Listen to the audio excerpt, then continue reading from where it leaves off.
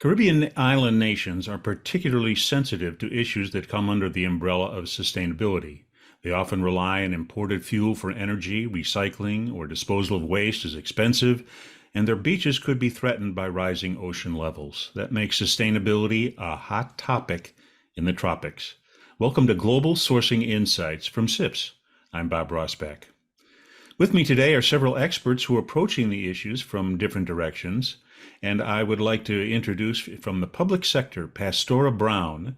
She's the head of Policy Development, Office of Procurement Regulations in Trinidad and Tobago.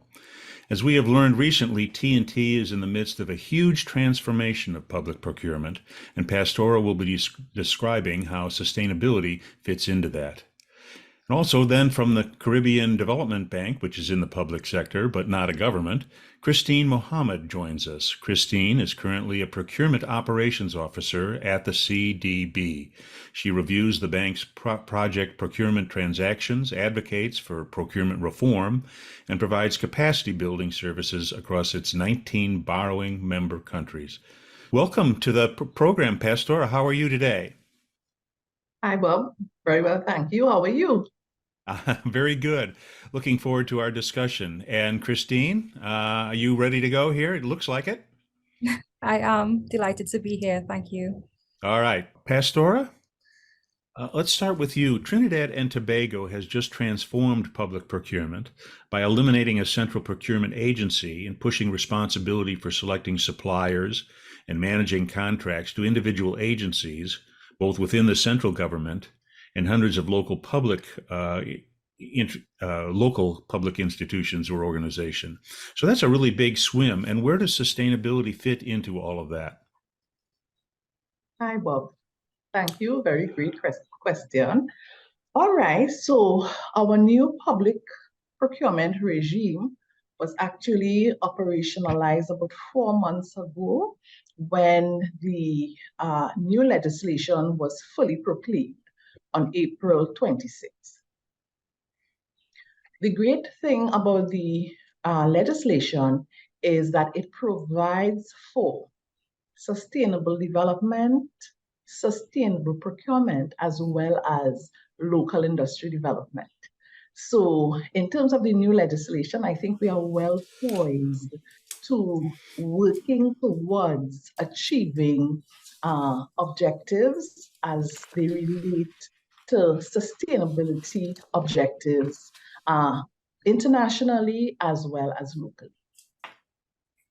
So you are trying to balance a number of different things here. So how do you blend sustainability with environmental sustainability with, say, local economic development? Because they may not be the same. Right. Okay. So, Bob, in terms of where we are, I would say that Trinidad and Tobago is at the beginning of the road in terms of working through the procurement process towards attaining the sustainability goals. So, if we recall the public procurement proceedings, there are in our legislation 4 defined stages. We have planning, we have tendering, we have evaluation, and then we have contract management to close out.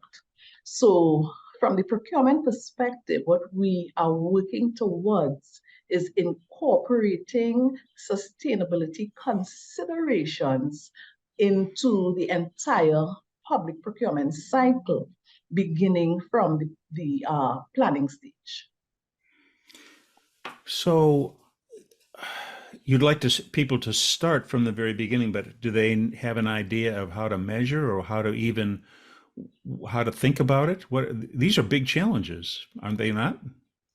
Exactly, they are big challenges, and I note that you made the distinction between thinking about it and actually doing the measurement.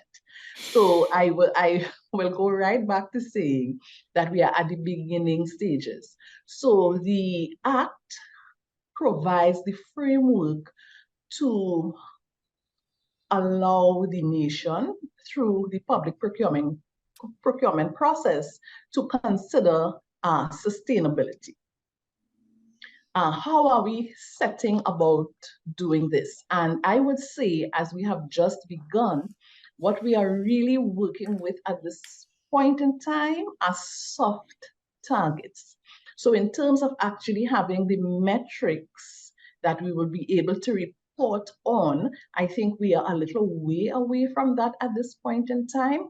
However, what we've done, for example, is the Act allows the Office of Procurement Regulation to develop handbooks and general guidelines. So we would have developed a general guideline on sustainable development and sustainable procurement. We would have developed a general guideline on local industry development. We would have developed a general guideline on developing specifications. So you can see where I am going with this, Bob. Yes, it's a The long office, process, and you're at the very beginning, as you said. or the very beginning, yes. So do you have somebody, you say you're working on soft targets. So what does that mean? Can you explain that a little bit more? What do you mean by that term, soft targets? Okay, excellent. All right. So I think the literature would support that in order to achieve the sustainable development goals, the first thing that has to happen in a lot of instances is the thinking system has to change. And when I consider Trinidad and Tobago, I am not going to say that we have not incorporated sustainable considerations into our public procurement processes. I think what I want to say is that we need to actually become more mindful or more aware. One, in terms of what we have already begun doing, and I'm speaking here about the public procurement organizations and the public procurement professionals. So there would have been considerations in terms of, okay, I need to procure vehicles, or I need to procure lighting or air conditioning or what have you. And so I am thinking that intuitively, because the conversation has been around for a long time, the public bodies would have already started incorporating these considerations into their public procurement activities. Where I think we have to go now is, one, be more mindful of what we are doing so we can actually start now tracking and measuring and monitoring. And where we may not have been considering some of these things before, we now want to start to build that consciousness to sensitize the public procurement practitioners to begin to incorporate sustainability considerations into their public procurements. Wow. So where do you think, and this is kind of a question out of the blue, perhaps you're not really quite prepared, but where do you think the big changes might come? What are the biggest issues that you think you can, that you're really trying to tackle, or where you might make the biggest progress? Is it energy conservation? Is it waste management? Where do you see the sort of the easy wins as you move along, as you start this process? Okay, so I actually like those two in terms of energy and in terms of waste. From both the public procurement, the retention, and the disposal of public property perspectives, because our Act does provide for all three: for public procurement, for retention, as well as disposal of public property. And I think in terms of the energy conservation and what have you, the government of Trinidad and Tobago would have put a number of things in place to actually start the ball rolling, to start people thinking along those lines. So to that end, I am thinking, again, because that conversation is already out there in the public domain, we can begin to speak to the public bodies, bearing in mind that we are a new organization, towards ensuring these considerations. And for us, there is a particular operational framework that we have put in place for public procurement.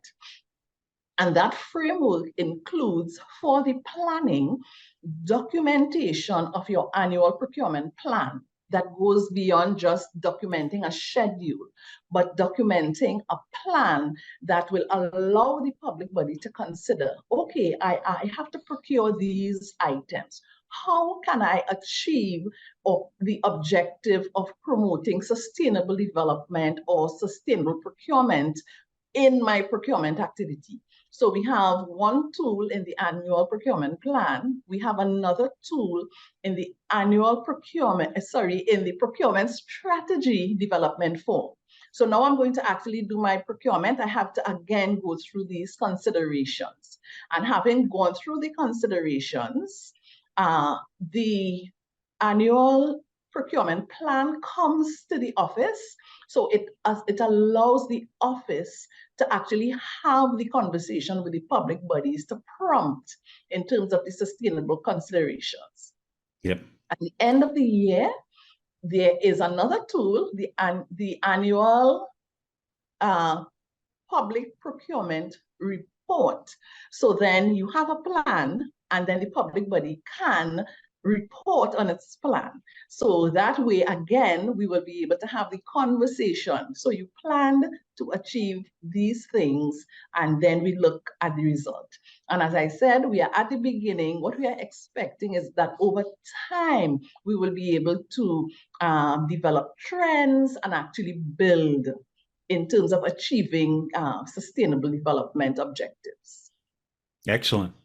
So you're a new office, and you have over 300 public bodies, as I understand, who are trying to make this transformation.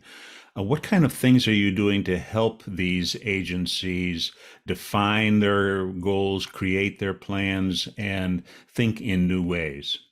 Okay, so we do have the general guidelines. So within the general guidelines, let's take, for example, sustainable development and sustainable procurement.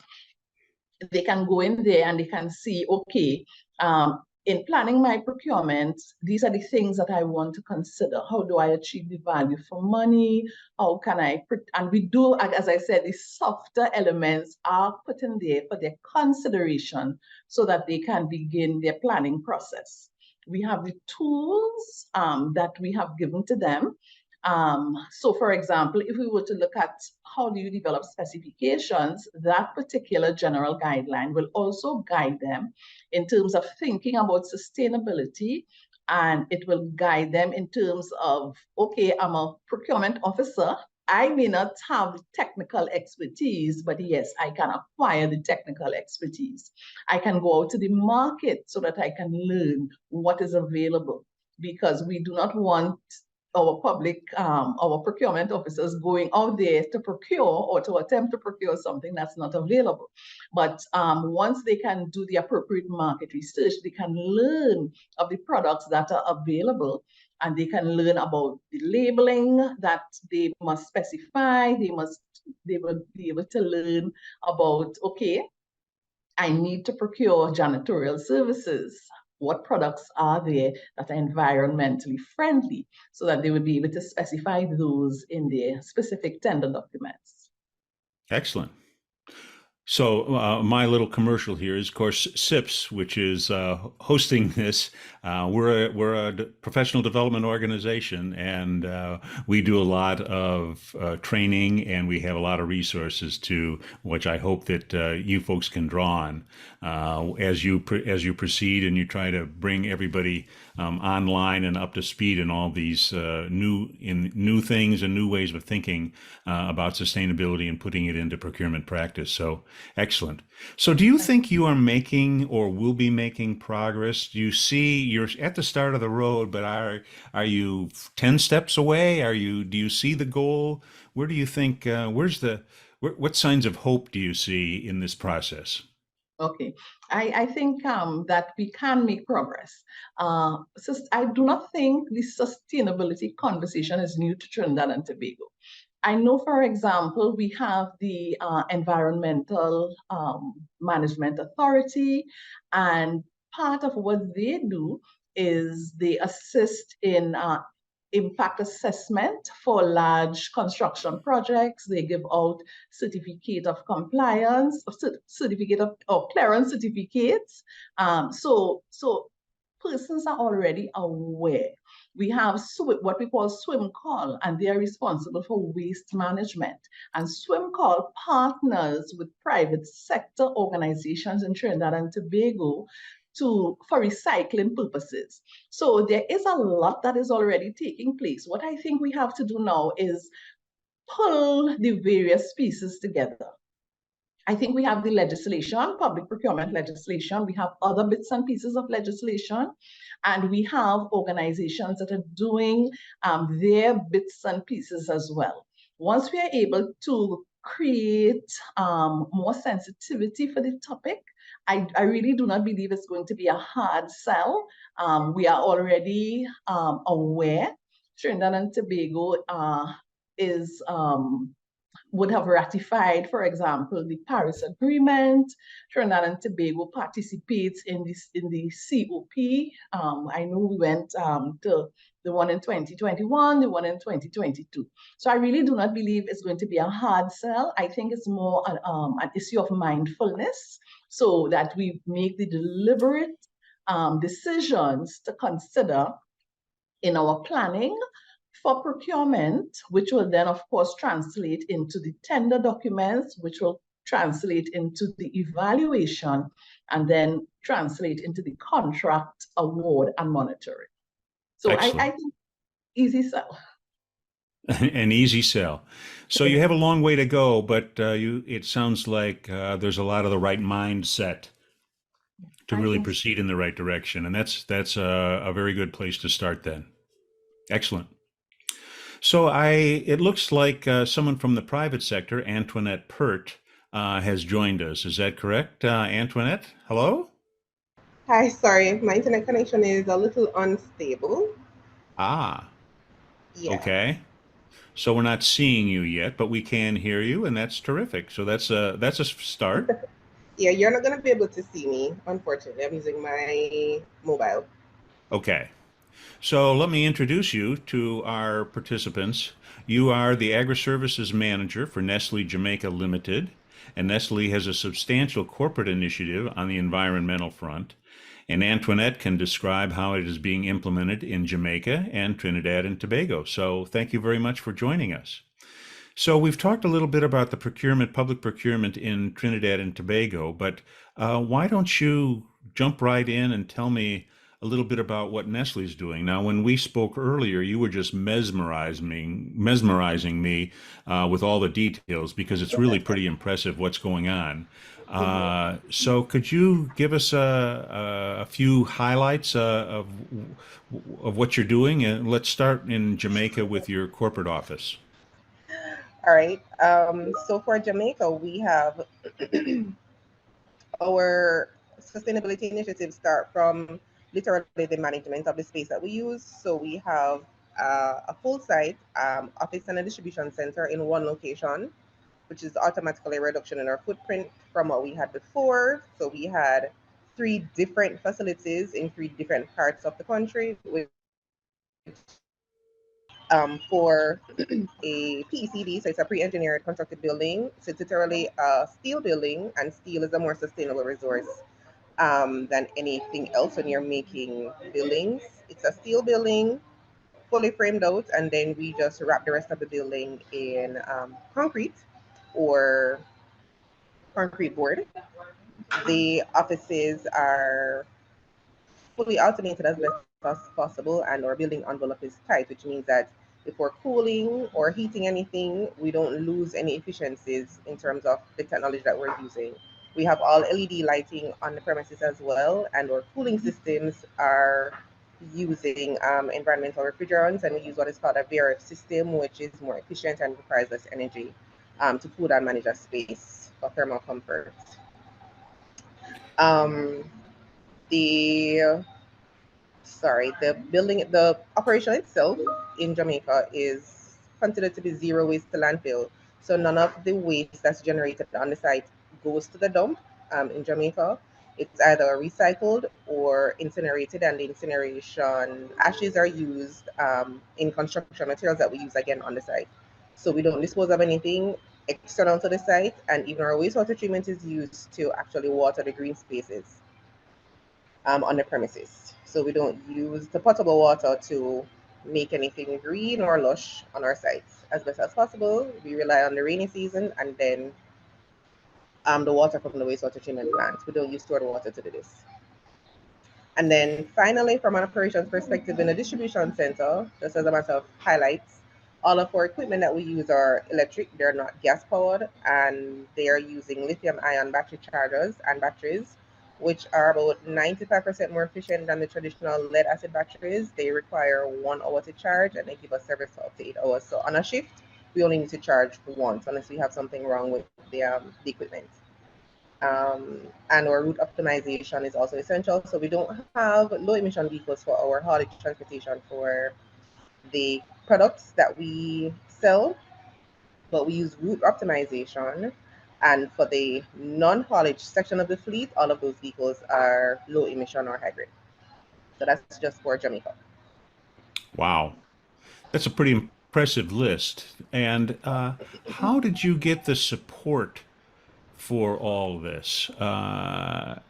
In other words, was this just your corporate office said, "Oh, we're going to do a good thing," or are you justifying this in terms of cost or and benefits? How are you measuring success?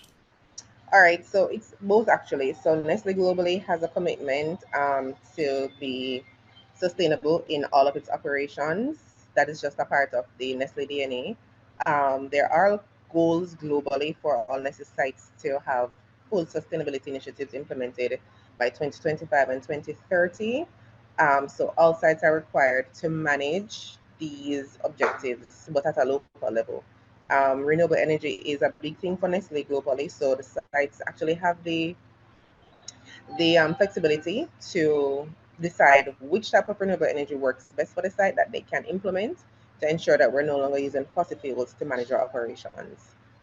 For us, the measurement of success is one, the implementation in accordance with our global requirements, and two, the benefits. So for us, I mean, the biggest one we would have seen so far is number one, a more cost-effective building. Number two, lower electricity bills because electricity in Jamaica is very, very expensive. It's actually the opposite in Trinidad.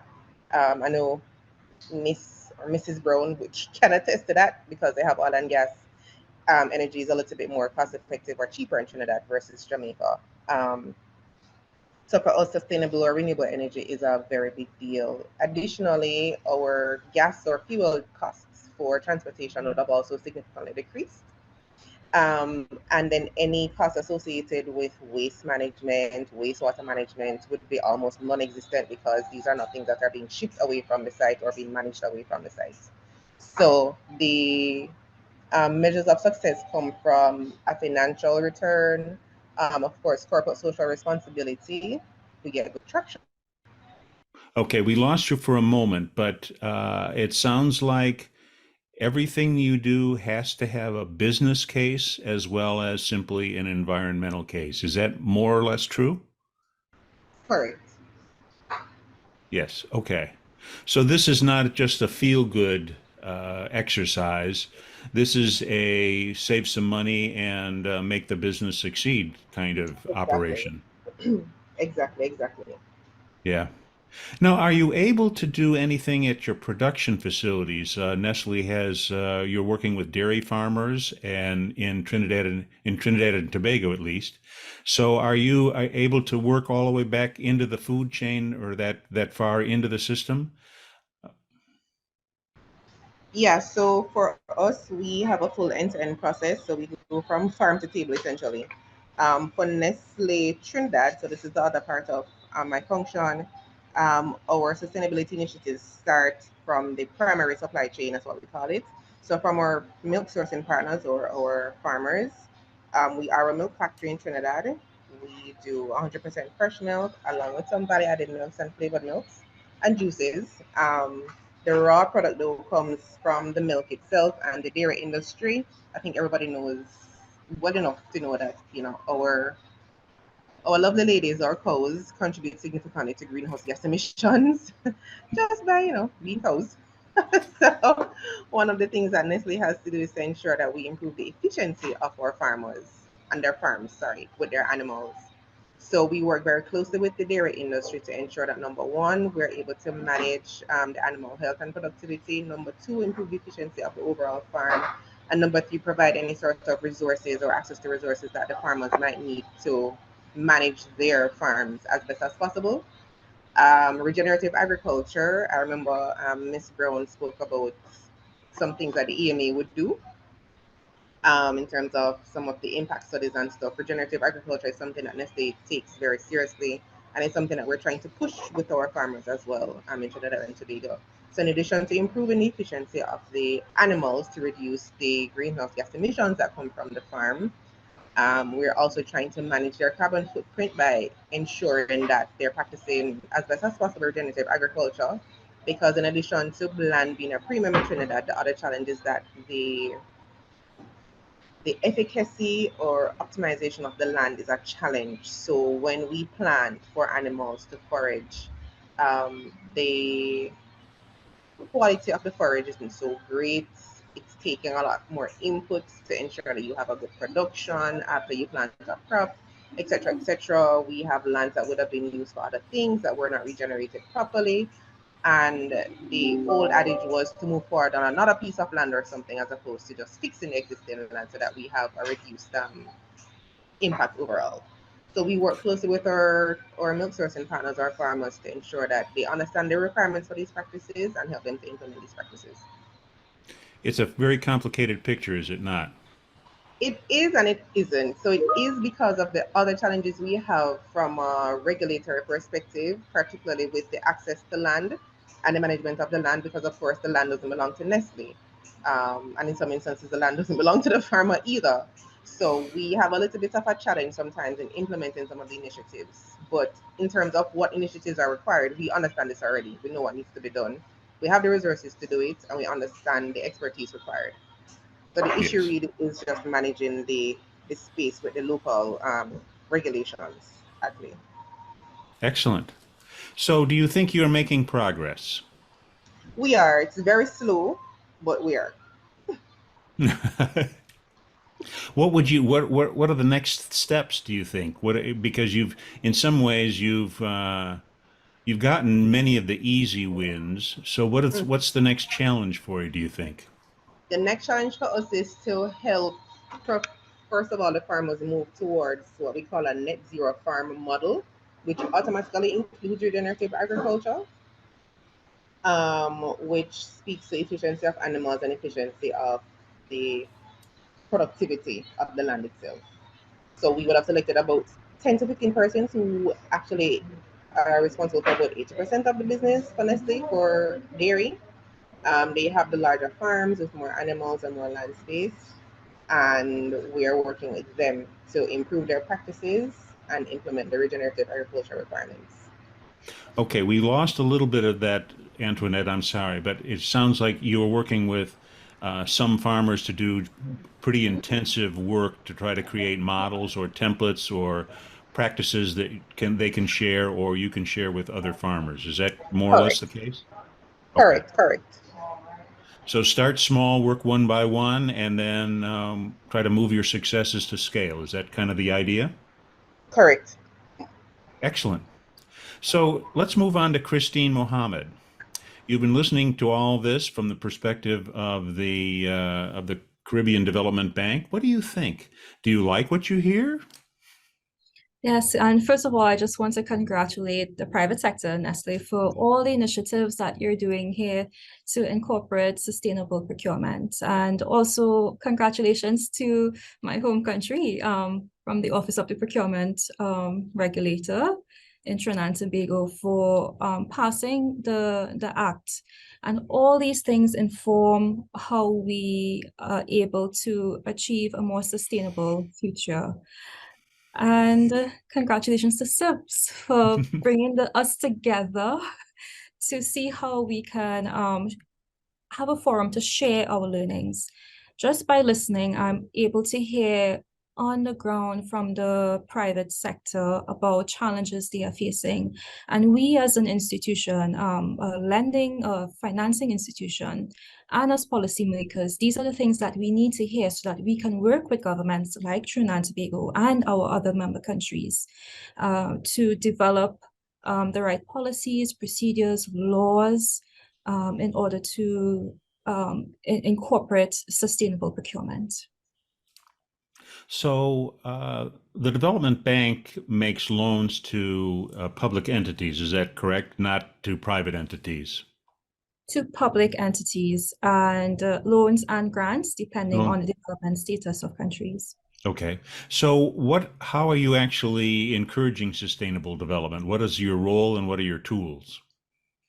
So our role, yes, as a development institution, what we do, we try to align our goals with the ministries in alignment with the United Nations Sustainable Development Goals. So we try to use UN Environment Programs approach on sustainability. And what that means is that we not only focus on what is traditionally termed as green procurement, just the environmental part. We look at it from a more holistic point of view by protecting the socioeconomic well-being of persons. So as a financing institution, when we provide funds, we have our policies and procedures that the government ministries that they would apply. And we have been revising our policies and procedures and tools from pre-qualification stages, bidding documents, guidance notes on all these things on how to approach, just as Pastora mentioned earlier about all the different procurement cycles. We've been working with other multilateral development banks to harmonize our approach right now. And so when these other countries have access to this information, they could look at how to apply the different framework into their countries and try to get it work with their own laws within their jurisdiction. And so it is preparing the market in the private sector to be ready right now to participate in sustainable procurement. So then, does it get down to specifics? Are sustainability metrics or goals built into loan approvals or grant approvals or conditions? Yes. So what we start off with when countries reach out to us and they need some form of financing, we appraise the projects together. So we look at different metrics on how to we look at the environmental impact that the project might have. We look at even gender markers because again it's a holistic approach. We check on other social impacts. For example, say we're building a bridge in the Bahamas, and we want to see how this bridge affects the lives or the livelihood rather of males and females throughout the between islands connecting them. We want to see how if there are any economic opportunities that might come out from connecting the islands. Even to illuminate the bridge, are we using environmentally friendly lighting systems? So even for the waters, when we're looking at the impact on the marine life, or we do environmental assessments. So these are the different approaches that we take to monitor and to appraise and then later on monitor the outcome. So you are able to monitor or manage compliance to sustainability standards in some way? In some way, we are, and what we're doing right now, we're actually working on developing matrices towards that. We have been, as I mentioned, adapting some tools from the UN Environment Program, and we share the knowledge about this type of tool, and they have a status of assessment questionnaire. So we encourage countries to use that to check on their level of readiness. And we also have matrices with the World Bank. I think in September, they will be officially rolling that out to measure sustainability and when it comes to the gender responsiveness in procurement. And we are looking at incorporating that and sharing those matrices when it comes to contract management. Are you funding any specific projects such as solar field development or offshore wind, for example? So what we've done in the past, we've done LED street lighting, and there have been requests for conversion to solar energy. What CDB can do is provide investment loans for public transportation, such as electric vehicles, and anything to do with renewable energy. We are here ready to listen to see how we can provide support and any financing arrangements. Are you hopeful, and what gives you hope? Oh, definitely. I think it's what gives me hope is the level of partnership that we have. What we're doing again with the UN Sustainable Development Goal number 17 is partnership for the goal. And we've been partnering with our other multilateral development banks, from heads of procurement, having sustainable procurement work groups, and trying to come up with different approaches on, and we are currently actively doing this to encourage us to have a better future, a more sustainable future for our generations. Excellent. So let's go back, Pastora. What is the long view? From your point of view, are we chipping away at a problem that we can overcome or not? Hi, Bob. Yes, I really think that we are. And just to go back to what I was saying, in terms of where I think we are able to start. We are able to start by increasing mindfulness, and I will maintain that point. One of the things that the office is also working towards is working with other government organizations to identify, okay, so exactly what are the government policies and what can we achieve? We know we cannot do it on our own, so we have already reached out in that regard. We do know that there has been legislation, different government policies. We want to tap into those and work with the other organizations.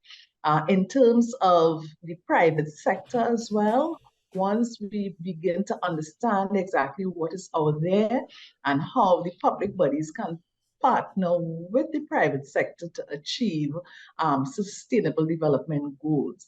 And while we are still, our targets are pretty much soft and relationship building at the very beginning.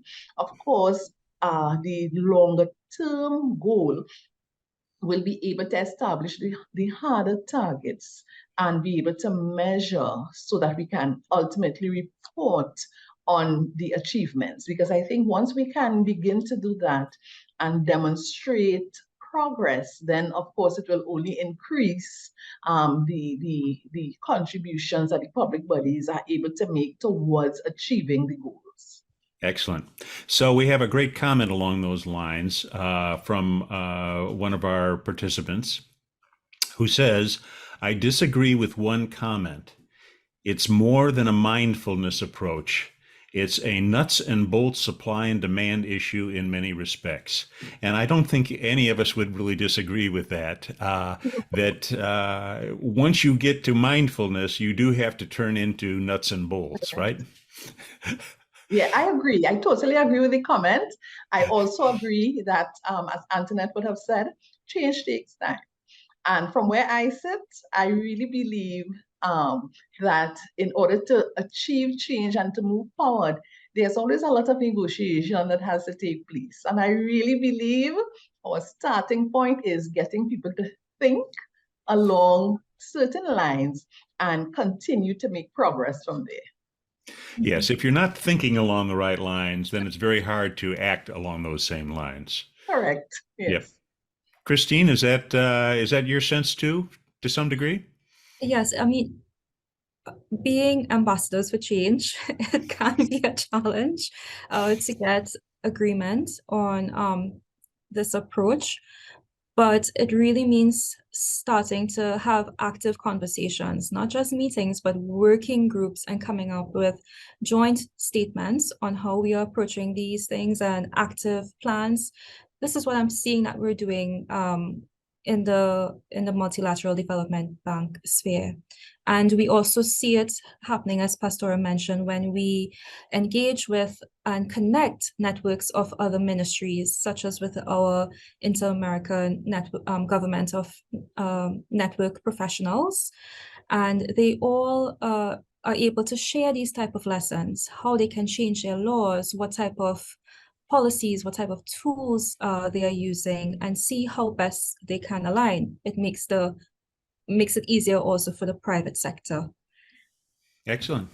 So, Antoinette, how important is it to have, talking about this sort of mindfulness, how important is it to you to have really support from the very top of the organization to your sustainability efforts? So it's super critical and important because they're the ones who basically assist in making sure that there's a budget allocated for the things to be done, as well as to help us clear any roadblocks that we can't manage ourselves. So if it is that we need to network with other persons from the public sector at a different level, for instance, with some of the ministers and stuff, they're the ones who would assist us in getting that done. So it's super critical that we have the top or executive leadership full support. Excellent. And I was just going to mention that on your website, and we will send to our participants the actual URL link. You have a very nice web page that describes Nestle's overall sustainability vision and your report. So it does sound like you're willing to share what you have learned for public bodies that may not be as far along as you are. Is that the case? Correct. A big part of our learning module or sharing efforts is to ensure that our stakeholders are aware of what is the. Oh, we're losing you again, Antoinette. I'm sorry, but it does sound like you are willing to cooperate, and I'm sure that Christine and Pastora and others that work with them might be very interested in learning more from your advanced practices, really. So we have another question here, or a comment. I am quite impressed by Trinidad and Tobago's public procurement legislative reforms.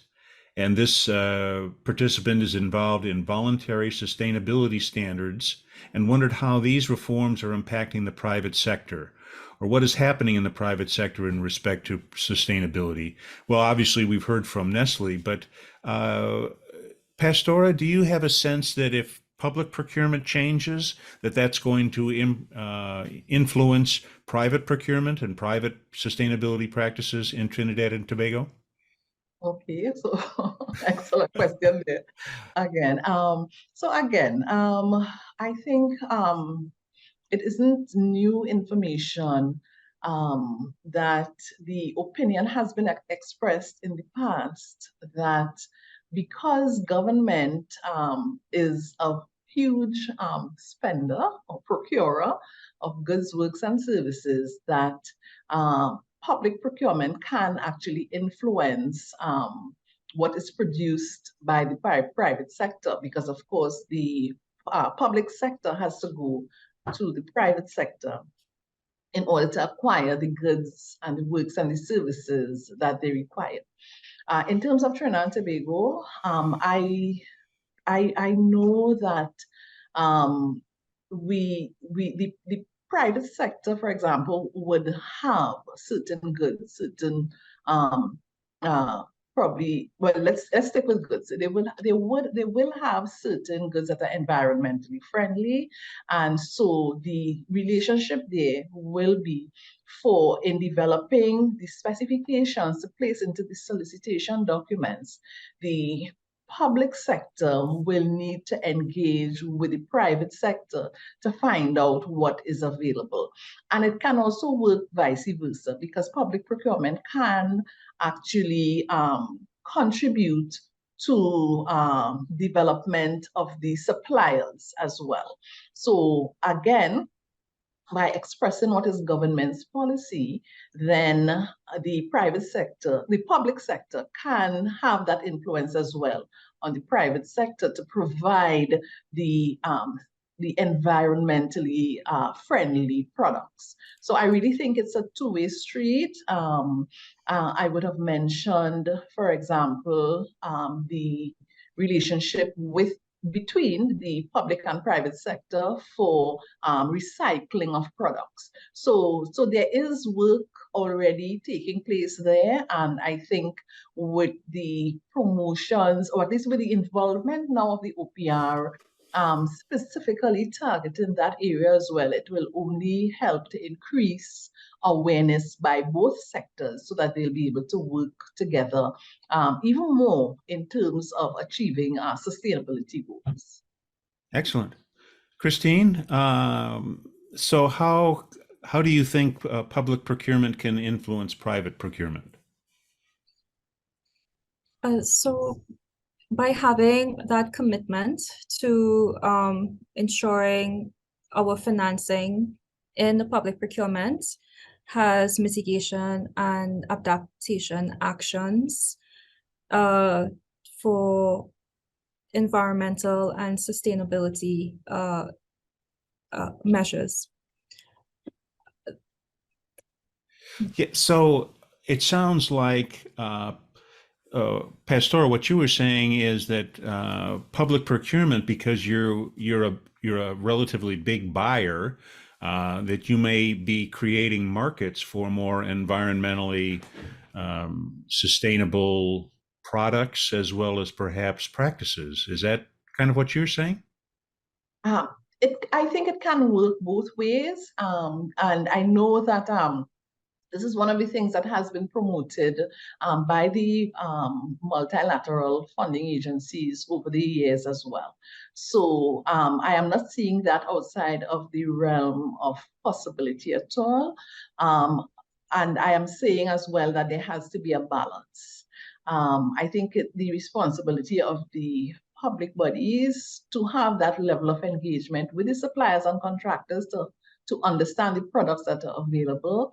It is also responsibility of the suppliers to market, quote unquote, their products and sensitize the public bodies so that they will be able to include into their tender documents the appropriate specifications, the appropriate evaluation criteria as well, so that they can focus more on procuring sustainably. Excellent. So Antoinette, do you like what you hear about these public bodies trying to do better procurement, sustainable procurement? Does that help Nestle in some way by helping create a market, or perhaps developing more suppliers that are using sustainable practices? Do you like what you hear?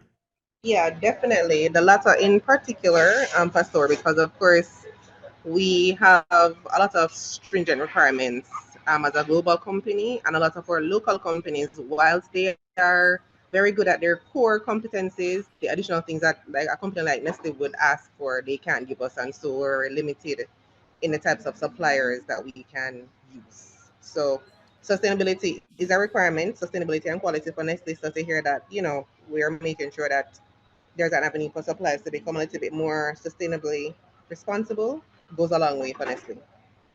Excellent.